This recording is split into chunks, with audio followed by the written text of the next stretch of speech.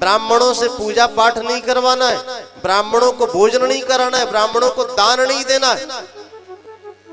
जैसे ही वरदान पाया, वरदान पाते ही हिरण्यकश्यप अपने आप को अमर समझ बैठा, अपने सभी अनुयायियों को बुलाया और ये अनुयायियों को बुला करके कहा, भैया देखो मैं अमर हो गया हूं, अब मुझे कोई मार नहीं सकता।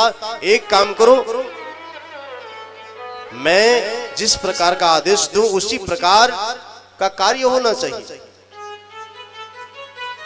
मेरे अनुचरों ध्यान से सुनो। यदा देवेषु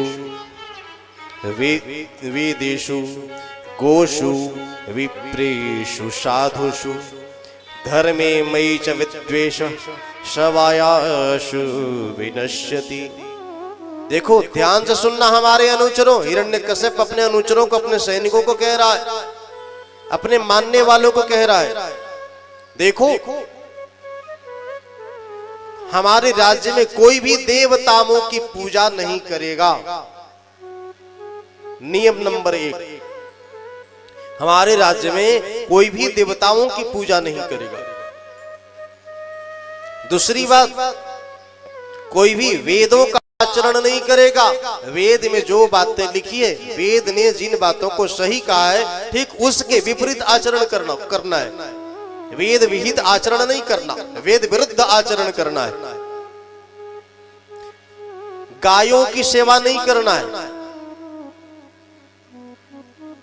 गायों की जो सेवा करते हैं, गायों की सेवा नहीं करना है। विप्रेषु, ब्राह्मणों से पूजा पाठ नहीं करवाना है, ब्राह्मणों को भोजन नहीं कराना है, ब्राह्मणों को दान नहीं देना है।